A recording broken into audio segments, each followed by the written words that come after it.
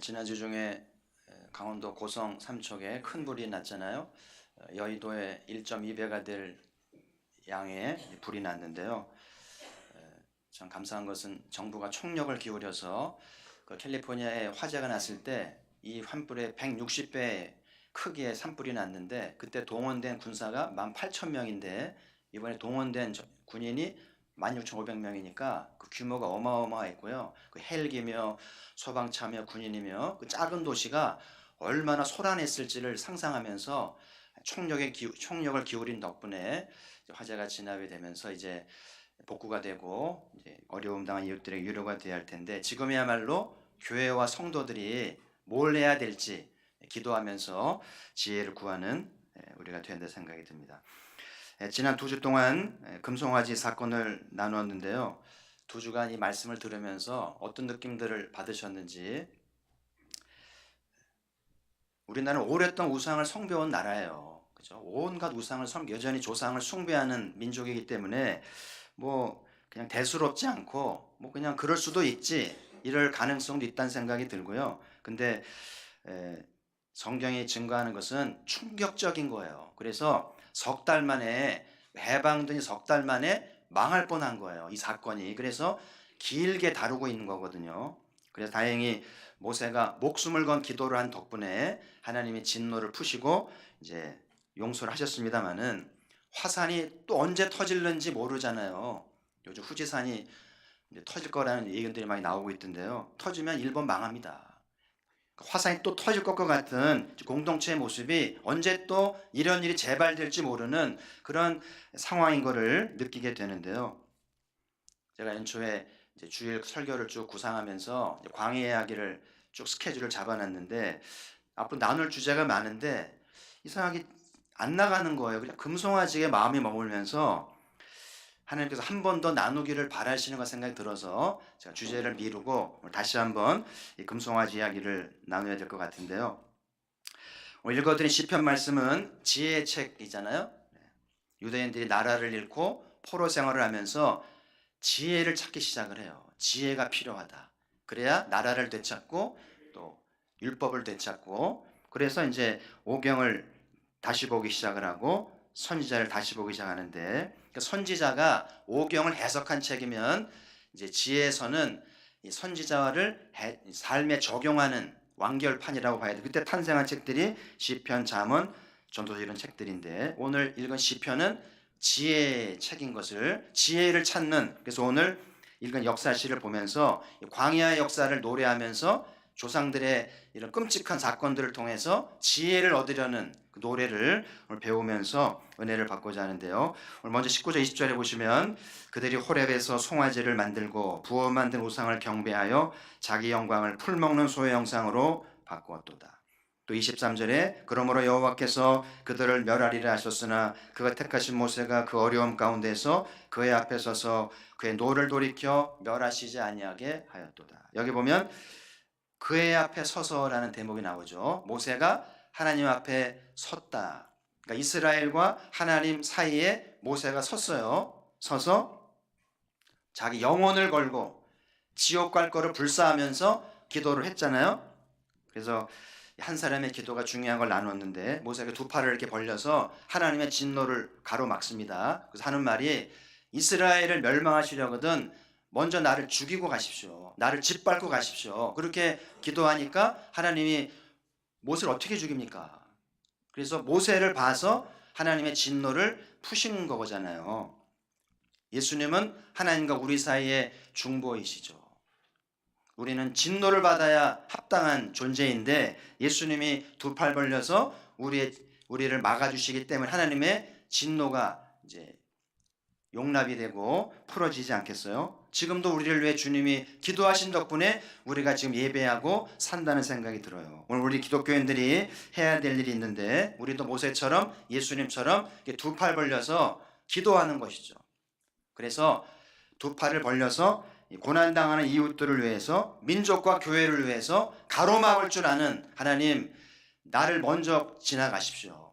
이 민족을 치시려거든, 이웃들을 심판하시려거든 먼저 나를 치십시오. 그러면서 가로막을 줄 아는 기도의 자세가 우리에게 필요한 것을 배우게 되면서 이제 내일 시작되는 특세를 통해서 여러분도 오랜만에 두 팔 벌려서 하나님을 가로막아서 응답을 낳고 근총을 낳는 우리 모두가 되기를 주의 이름으로 축복합니다. 그래서 오늘 시편을 통해서 이 후손들이 이 금송아지의 사건을 통해서 어떤 교훈을 받는지 또 지혜를 배우는 시간 되기를 바라고요. 자, 첫 번째 교훈은 하나님을 잊지 않아야 한다는 것입니다. 사람은 망각의 존재라고 그러죠.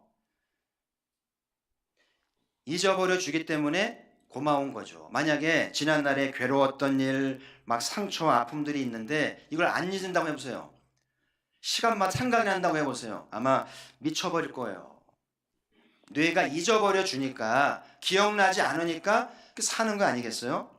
그리고 지난날의 죄도 마찬가지. 하나님이 다 용서하시고 내가 너의 죄를 기억도 아니하겠다. 근데 누가 기억해요?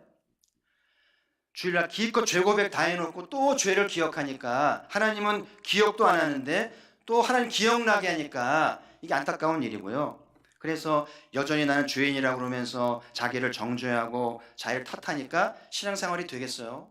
곤란한 일이죠. 근데 반대로 잊지 말아야 할 것은 잊어서는 안 된다는 것이죠.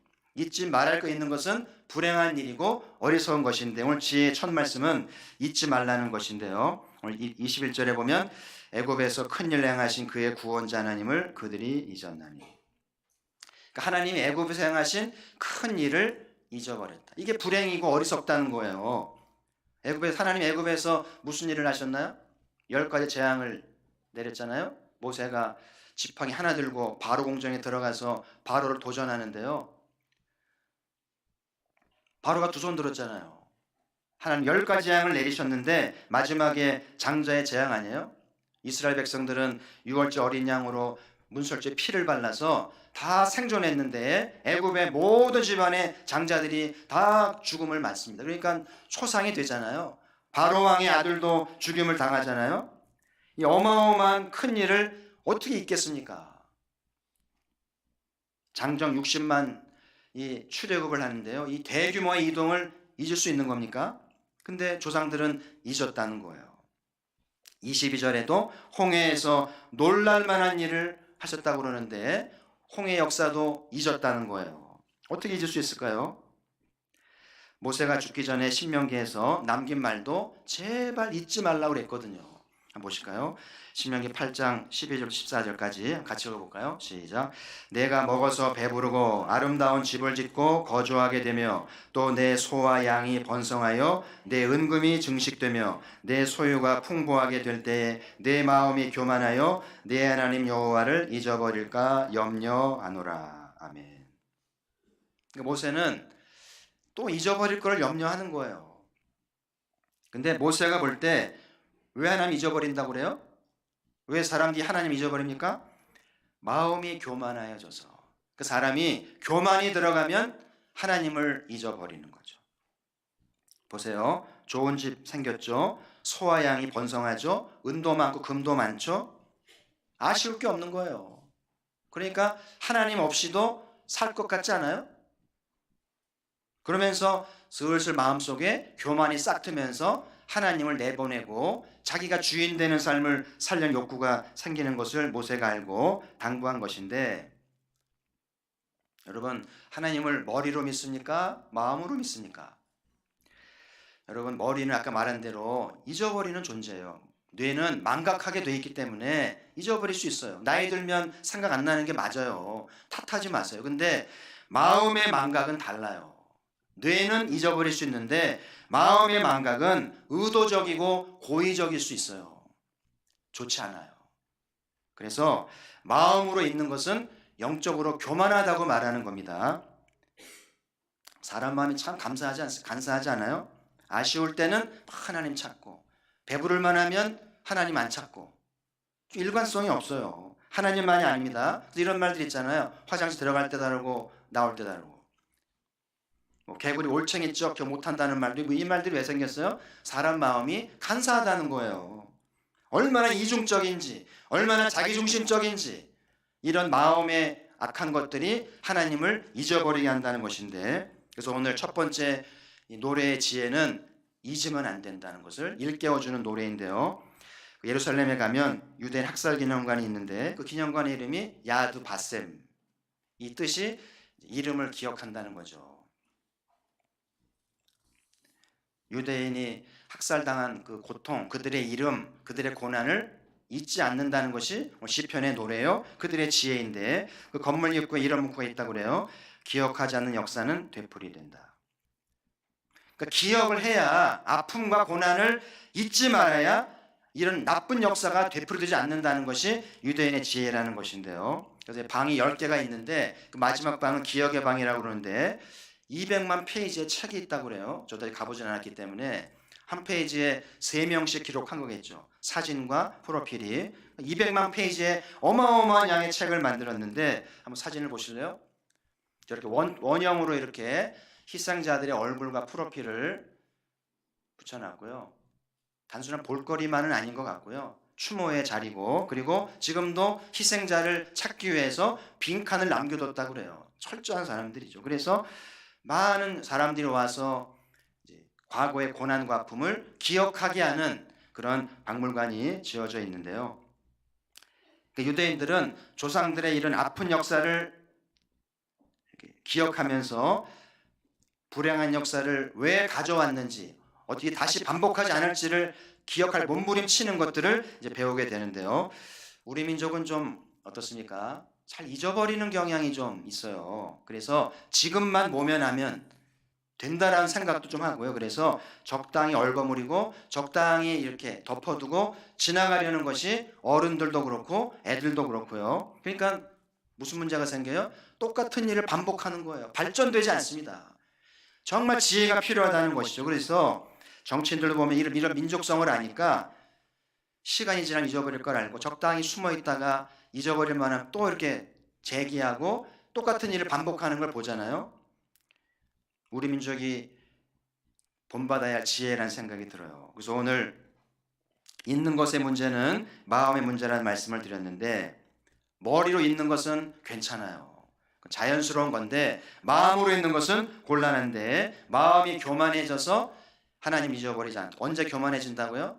살만해지면 돈도 좀 벌고 힘도 좀 생기고 뭐 집도 좀 생기고 이제 살만하면 나도 모르는 사이에 교만이 들어오면서 내가 했지 내 능력이지 그러면서 하나님을 몰아내는 거예요. 과연 나는 잘 되어도 하나님이 축복을 주셔도 여전히 하나님 잊지 않고 겸손할 수 있을까요? 아멘. 준비가 돼야 돼요. 준비 안 되면 축복이 저주가 되고 오래가지 않아요. 그래서 성경은 마음의 할례를 받으라. 마음의 할례를 받으라는 말은 성령의 도움으로 거듭나라는 이야기예요. 이번 부활의 계절에 성령의 도우심으로 다 거듭나셔서 마음의 교만을 정리하고 참된 사람 되기를 주의 이름으로 축복합니다. 자, 두 번째 지혜의 말씀은 말씀에 대한 태도를 고치라는 것인데요. 24절에 보면 그 말씀을 믿지 않았다고 했고요. 25절에서 여호와의 음성을 듣지 않았다는 표현 나오죠. 왜 말씀을 믿지 않고 그 음성을 들으려고 하지 않은 걸까요? 이런 생각도 해봤어요. 왜 아이들은 부모의 말을 안 들을까요? 제가 애들을 무시하는 건 아닙니다. 근데 어쨌든 부모들 입장에서 볼 때 애들이 참 말을 안 들어요. 그냥 말을 안 듣는 게 아니라 지긋지긋할 정도로 뭐 분통이 터질 정도로 안 듣잖아요. 근데 애들이 처음엔 잘 들었는데 점점 안 듣는 것 같아요? 아니면 애초부터 안 들은 겁니까?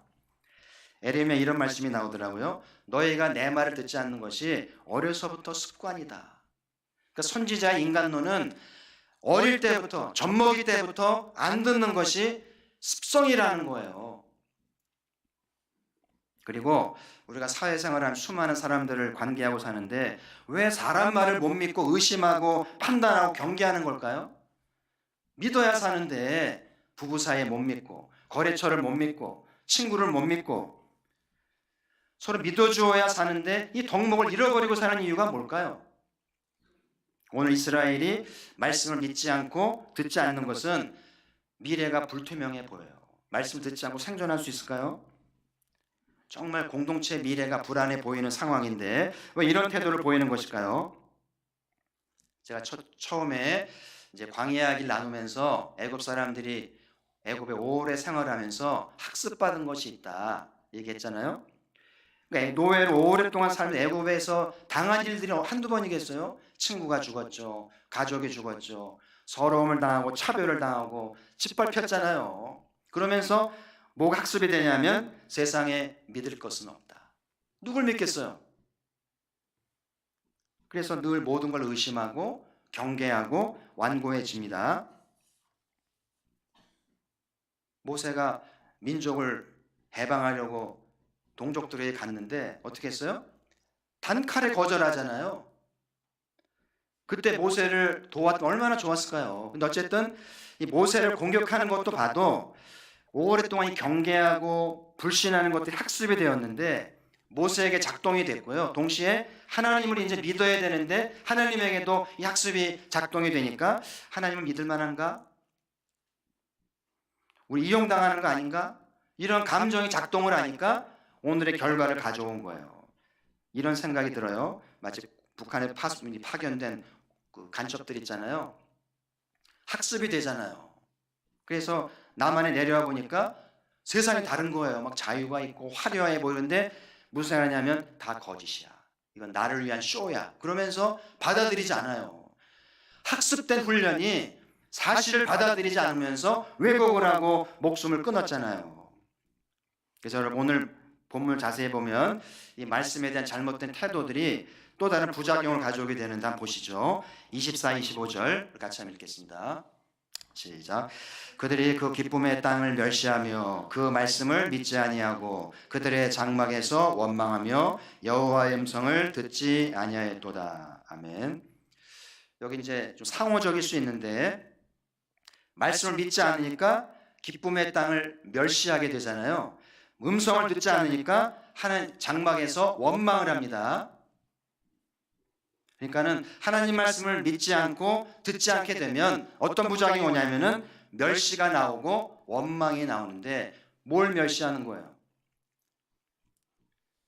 그 기쁨의 땅이 뭐겠어요? 약속의 땅이잖아요. 하나님 주시려는 것들, 주신 것들에 대해서 이제 멸시하고 하찮게 여기는 경향이 나오고 원망은 사람에 대한 거죠. 뭐 가족이든 뭐 공동체든 누구든지. 그래서 이 말씀에 대한 잘못된 태도가 결국은 우리 삶을 불행하게 하는 원수가 되는 거예요. 여러분 삶에 멸시가 있고 원망이 있는데 행복하겠어요? 절대 행복하지 않죠. 지옥 같죠. 왜 그렇게 되는가? 말씀에 대한 잘못된 태도에서 부작용이 나온다는 거예요. 뒤집어서 말해도 돼요. 멸시가 있고 원망이 있으니까 하나님 말씀이 들릴 리가 없죠. 이런 생각도 하셔야 돼요. 나는 말씀을 믿으면서 멸시할 수 있어. 들을 건 듣고 멸시는 멸시고 말씀을 들으면서 원망은 원망이고 그럴 수 없어요. 여러분 집에 들어가서 방에 불을 켰는데 반은 화나고 반은 어둡고 그럴 수 있나요? 오늘 칸막이 치면 되게 나겠는데 그건 안 되죠. 어둡든지 밝든지 그렇죠. 말씀을 듣든지 멸시를 하든지 음성을 듣든지 원망하든지 반반은 없는 거예요. 오늘 이 아침에 말씀을 들으면서 결단하세요. 난 어느 쪽에 설 것인지. 이스라엘은 오랜 애굽 생활에서 학습받은 것들, 트라우마를 고쳐야만 했다는 것인데 그래서 이 학습과 트라우마가 아무것도 믿지 않고 아무것도 듣지 않게 만들었다는 것을 기억하면서 우리도 마찬가지, 우리도 학습된 게 있고 트라우마가 있을 텐데 어릴 때 가정에서 받은 것들이 있어요. 좋은 것만 배웠겠어요? 부모에게 받은 트라우마가 있고 형제 간에 있고 특히 모태신앙 같은 경우는 오랜 신앙생활을 하면서 교회에서 가정에서 받은 학습이 있고 트라우마가 있는 것이 평생 작동을 합니다. 절대 성장하지 않고 변화되지 않아요. 시간이 걸리는 것 같아요. 마음을 고치는데 얼마만의 시간이 필요할 것 같아요? 보세요. 참 아이러니한 것이 말씀이 능력이잖아요. 말씀이 우리를 고칠 수 있는데 말씀을 듣질 않으니 고쳐질 수가 없는 거예요. 어떻게 하면 좋을까요? 결국은 하나님의 자비만이 소망이에요. 하나님 오래 참으면서 기다리시면서 자비를 베푸셔야 될 텐데 이것은 아이들이 막 속을 썩이면요 부모가 할 일은 할 게 없어요. 잔소리도 안 되고 매로도 안 되고 어떻게 해야 됩니까? 그냥 기다려야 되는 거죠. 철들 때까지. 오래 참을 수밖에 없는 자잖아요. 오늘 이 아침에 오래 참는 부모님들 주의 성령으로 끝까지 참아서 좋은 날 보기를 주의 이름으로 축복합니다. 이 상담사가요, 제가 스카펙을 좋아하는데 스카펙에 거짓 사람들이라는 책에 보면 상담 사례가 쭉 나와. 이분 최고의 상담가인데요, 거기 내용에 보면 최고의 상담가인데도 100회기 200회기 상담을 했는데 안 바뀌어요, 사람이. 200회 상담을 하면은요, 이거는 오랜 세월 만난 건데 이 사람이요 나중에는 스캇 박사를요 이렇게 조종을 한, 머리에 앉아가지고 스카펙을 조종하는 이야기도 있어요. 무섭습니다. 그 사람의 마음이 쉽게 고쳐지지 않고 참 어려운 것이 우리 마음이라는 생각이 드는데 어떻게 고칠까요? 하나님이 말씀해도 안 듣고 믿지도 않고 하나님 어떻게 하셨을까요? 요한복음에 보면 태초에 말씀이 계시니라. 이 말씀이 하나님과 함께 계셨는데 이 말씀이 우리 가운데 거하셨잖아요. 성육신하신 예수 그리스도. 하나님이 말씀이신 예수님 이 땅에 보내셔서 우리를 고치시려고 하는데 예수님은 단지 말씀만 하신 분이 아니에요. 보시면 우리를 긍휼히 여기시고 오래 참으시고 마지막에 어떻게 하셨어요? 십자가에 죽으셨어요. 죽으셔까지 나가셔서 우리를 고치시려는 거죠. 할렐루야. 그래서 여러분 마음에 주님을 영접하면 그 주님이 계시면서 평생을 두고 고치신다는 것이죠. 그러면 이제 고쳐져서 말씀을 듣기 시작하고 믿기 시작하면 원망도 사라지고 멸시도 사라지면 지옥은 온데간데 없는 거죠. 오늘 아침 여러분의 마음을 주님께 드려보지 않겠어요? 비록 고장나고 삐뚤어졌을지라도 주님을 영접하면 주님 고쳐주십니다. 그래서 말씀에 대한 태도를 바꾸시고, 그래서 말씀을 믿어보시고 말씀을 들어보시고, 그래서 멸시가 사라지고 원망이 사라지고 귀하게 여길 줄 알아야 돼요. 존중히 여겨야 되고, 그리고 불쌍히 여길 줄 알아야 천국이 이루어지고 하나님 나라가 이루어지는 것이죠. 자, 세 번째 주시는 교훈의 말씀은 조상들의 죄가 후손에게 영향을 준다는 것인데요. 26, 27절 같이 한번 읽어보죠. 시작. 이러므로 그가 그의 손을 들어 그들에게 맹세하기를 그들이 광야에서 엎드러지게 하고 또 그들의 후손을 뭇백성 중에 엎드러뜨리며 여러 나라로 흩어지게 하리라 하셨도다. 저는 이 말씀을 준비하면서 제일 좀 이렇게 주목하고 와닿고 남의 일 같지가 않은 거예요. 여러분, 죄는 용서가 됐죠. 금송아지 사건 용서하셨어요. 근데 죄값은 치루어야 돼요. 여러분, 재판을 하는데 그 피고인의 죄수가 막 뉘우칩니다. 울면서 막 잘못했다고 그러고. 그럼 판사가 어떻게 해야 됩니까? 뉘우쳤잖아요. 회개했잖아요. 그러면 이 사람 무죄입니다. 석방시켰습니다. 이 나라가 어떻게 될까요? 이 사람이 나가가지고 그럴 거예요. 무조건 울어라. 무조건 잘못했다고 그래라. 그러면 석방돼. 그게 회자가 돼가지고요. 다 이제 거짓말, 거짓으로 뉘우치고 그러면서 이제 죄를 짓겠죠. 여러분, 뉘우치는 것은 가상한 일인데 죄를 지은 거에 대해서는 값을 지불해야 된다는 것이 하나님의 방법입니다. 그래서 오늘 금송아지 우상 숭배에 대해서 죄값을 치르는데 두 가지잖아요. 한 가지는 출애굽 세대, 그 당시에 있었던 세대가 광야에서 엎드러지게 하겠다. 가나안 못 들어간다는 얘기예요. 이 40년이란 광야 시간, 죄값을 치르는 40년이라고 볼 수도 있겠죠. 여러분, 며칠이면 들어갈 땅이에요. 빨리 가면 3일입니다. 근데 40년이나 돌리신 것은 오늘 말씀대로 광야에서 엎드러지게 하려는 하나님의 죄값이라는 것을 부정할 수 없고요. 고생하다가 결국은 좋은 날 못 보면서 다 죽었어요. 그래서 죄값을 치르고 마음을 고치는데 40년이 걸렸구나. 40은 히브리 숫자로 완전수를 의미하는데 어떤 사람은 60이 완전할 수 있고요, 20이 완전할 수도 있고요. 우리 각자도 어쩌면 지금 죄값을 치르는지도 모르고 마음을 고치는데 40년이 걸린지도 모르겠어요. 형통하기를 바라죠.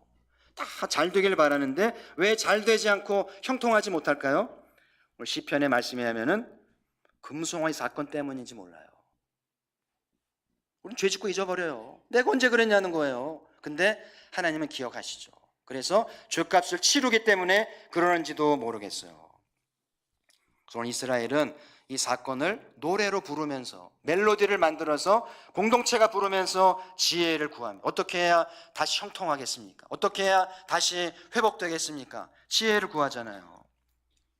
시편 1편 읽어보세요. 형통한 길이 있거든요.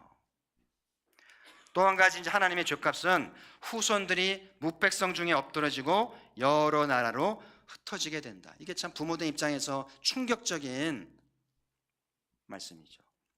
출애굽 세대는 광야에서 엎드러지고 후손들은 약속의 땅에 들어가긴 했는데 무백성 중에 엎드러지고 여러 나라로 흩어지게 된다.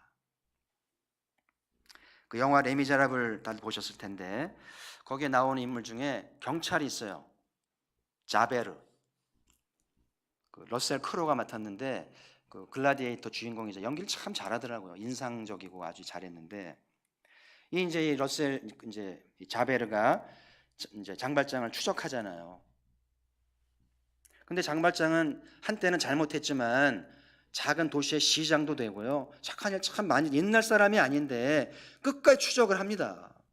근데 한 번은 이 자베르가 이제 인질이 된 적이 있는데 이 장발장이 구해주거든요. 근데 구해줄 때 이 자베르가 그러는 거예요. 네가 나를 풀어주면 나는 너를 체포할 거다. 그럼 풀어줘야 돼요? 풀어주지 말아야 돼요? 풀어줍니다. 나 잡으라 이거죠. 그리고 도망가요. 근데 나중에 이제 장발장을 잡을 기회가 왔는데 이 자베르가 양심이 작동이 되니까 자기를 살려줬잖아요. 그 차마 잡지를 못하고 이제 도망가게 하는데 그게 양심이 갇히게 돼서 그 세느강에서 어떻게 돼요? 뛰어내리죠. 자살은 좋은 건 아닌데 저는 그 장면을 보면서 많은 걸 생각하게 하는데 그 책임감, 죄에 대한 추적하는 것, 죄값을 치르려고 하는 것, 그런 교훈을 받으면서 오랜 감동이 남더라고요. 오늘 자베르의 모습에서 하나님의 성품을 엿볼 수가 있어요. 우상 숭배에 대해서 죄는 용서했지만 그 대가에 대해서는 혹독하게 치르게 하잖아요. 당사자도 치르고 후손까지 치르게 하는 거예요. 왜 이렇게 하시는 걸까요? 하나님 못된 분인가요? 죄에 대한 경각심이에요. 이 민족 고쳐져야 돼요. 적당히 덮어두면, 적당히 눈 감으면 잊어지면 되는 게 아닌 거예요. 그래서 죄에 대한 경각심을 가지라고 혹독하게 죄값 치르는 것이고요. 천국 백성 되는 게 결코 쉬운 게 아니에요. 예수 믿으면 구원받는다고요? 그렇지 않아요. 정말 죄값 치르고 예수님 보혈 온전히 의지해야만 된다는 것을 일깨워주는 것이 아닌가 싶은데 이 말씀대로 지금 유대인들이 전 세계에 흩어져 살잖아요. 말씀대로입니다. 흩어져서 방황하면서 고생하잖아요. 특히 유럽에서 차별을 받고 그렇게 냉대를 받잖아요. 유대인 600만 학살이 됐잖아요. 충격적입니다. 그러니까 오늘 이 말씀을 통해서 죽으면 그만이 아닌 거예요. 자손들이 열심히 한다고 다 되는 것도 아니라는 거죠. 죄상들이 벌려놓은 죄값을 누가 치러요? 후손이 치르는 거예요. 이 부모가 할 짓입니까? 그럴 수 없죠. 오늘 지혜의 말씀을 잘 받으셔야 돼요.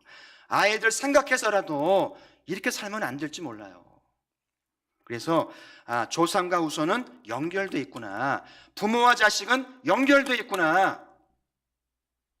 부모가 애들이 말을 안 들으면 그러잖아요. 그래 네 인생이다. 지 할 일이지 뭐. 그렇지 않아요. 애들을 만나지 않으면 지 인생이 되는 게 아니고요. 하나님의 관점에서 부모의 지은 죄가 애들의 고스란히 영향을 간다니까요. 애들이 열심히 사는데 안 되는 거예요. 기도도 많이 하는데 안 되는 거예요. 왜 그래요? 조상들의 죄가 무거운 거예요. 그래서 부모가 잘 살아야 자식이 잘 살 수 있고요. 또 자식이 잘 살아야 훗날 태어날 후손들이 잘 살겠죠. 우리가 보교회가 건강한 교회가 되기를 주의 이름으로 축복합니다. 그리고 조상이 지은 죄이지만 남이 아니잖아요. 받아야죠. 조상이 지은 죄를 치르면서까지라도 조상을 불쌍히 여기도록 자손의 몫이기도 하죠. 놀라운 사실이 있어요. 하나님 유대인들 후손들이 흩어져 살면서 냉대를 받고 차별을 받게 했는데 그게 전부가 아니더라고요. 그들은 피해 다니고 도망 다니면서 강해졌습니다. 어마어마하게 강해졌어요. 그리고 그들은 지혜를 얻어냈어요. 그래서 부하기를 차지합니다. 모든 상을 휩쓸어 갑니다. 최고 민족이 됐잖아요. 어떻게 설명을 할까요? 나라도 없이, 고향도 없이, 흩어진 사람이 죄값은 치루었지만 하나님은 그 죄값이 헛되지 않게 하면서 강하게 하시고 지혜롭게 하시고 최고 민족이 되게 하신 줄 믿습니다. 저는 하나님이 참 멋지신 것 같아요. 죄값은 혹독하게 치르고 하면서 그 과정에서 강하게 하시고 지혜롭게 하면서 훗날을 도모해 주시잖아요. 그러니까 우리 기도 이 하나님을 알면 복을 받아도 감사하고 벌을 받아도 감사하고 모든 게 감사한 거죠. 우리 하나님이 당신을 사랑하는 자, 뜻대로 부름받은 자들에게는 합력하여 선을 이루는 줄 믿습니다. 오늘 광야의 교훈의 후손들이 노래 부르며 지혜를 얻었는데요. 첫 번째는 잊어버리지 말자. 지난날에 금송아지 아픔과 3,000명이 죽었잖아요. 이 아픔과 희생을 잊어버리지 말라는 것이죠. 근데 하나님을 잊어버리고 고통을 잊어버리는 것은 마음의 교만함 때문인데, 여러분도 돈 좀 벌고 힘도 좀 생기고 승진하고 집도 마련하고 그럴 때 조심해야 돼요. 마음에 교만이 생기지 않도록 마음을 쳐서 복종시켜야 되고요. 머리는 잊을 수 있는데 마음은 잊는 것은 고의적일 수 있어요. 그래서 거듭난 사람은 막 복잡한 시장 복판에서 막 서류 꾸미고 바쁜 그 와중에 하나님을 기억한다고 그러더라고요. 진짜 거듭난 사람은 아무리 바쁘고 힘들어도 하나님을 기억합니다. 순간순간. 이번 한 주간도 바쁜 일과 중에서도 하나님을 기억하시고, 기억하는 것은 머리의 몫이라면 기억나는 것은 마음의 몫이죠. 내 의지가 아니에요. 마음에서 기억나야 되는, 우리 안에 계신 성령님을 통해서 하나님이 기억나고 은혜가 기억나는 한 주간 되기를 소망합니다. 두 번째 지혜는 말씀에 대한 태도를 고치는 것인데, 말씀을 듣지 않으니까 멸시가 나오고 원망이 나와요. 멸시는 내 족공의 표현을 부정하는 것이고요. 원망은 사람들을 판단하는 것인데, 이것이 지옥을 만드는 거예요. 어떻게 하면 좋을까요? 근데 말씀을 듣기 시작하고 믿기 시작하면 멸시가 사라지고 원망이 사라지니까 집안 분위기가 달라지고 교회 분위기가 달라지겠죠. 이 강대상 말씀을 사모합시다. 말씀을 잘 들어보시고요. 믿어보셔서 그러는 가운데 어두운 방에 불이 켜지면 어둠이 순간 사라지듯이 말씀이 들어오면 내 안에 원망과 멸시가 사라지면 부부관계가 달라지고 교회 관계가 달라지고 누가 알겠어요. 이런 변화가 있기를 주의 이름으로 축복합니다. 감사가 있어야 되고 존중함이 있어야 살맛이 나는 거예요. 마지막 세 번째, 죄값을 치르는 것인데요. 민족성을 고쳐야 되겠죠. 순간을 모면하려고 하는 것, 잊어버리려고 하는 것 고쳐야 됩니다. 죄값을 철저히 치르면서까지 고쳐야 된다는 것인데, 그 부모 세대는 광야에서 엎드러졌고 후손들은 열배 흩어져서 멸시를 당합니다. 우리 아이들은 어떻게 될 거예요 앞으로? 우리의 삶에 달렸다고도 봐야 돼. 지들이 열심히 살아야 되지만 우리가 잘 살지 못하고 멸시와 원망 중에 살다가 죽으면 그 값을 아이들이 치를 수 있기 때문에 얼마나 또 원망을 할까요? 그래서 살아있는 저희들의 책임감이 큽니다. 애들을 봐서라도 인내하면서 주어진 길을 걷고 충성을 다하면서 말씀을 따를 때에 후손들이 부족하지만 조상들 덕분에 복을 받을 때 누가 알겠어요? 하나님은 이스라엘 죄값을 치르는 동안에 죄를 청산하시는 동시에 그들을 강하게 하셨고 그들을 지혜롭게 하셔서 최고 민족이 되게 하셨잖아요. 이 하나님이 우리 하나님이 되셨어요. 이 하나님을 잘 믿으셔서 그렇게 복된 민족 되기를 주의 이름으로 축복합니다. 하나님 아버지,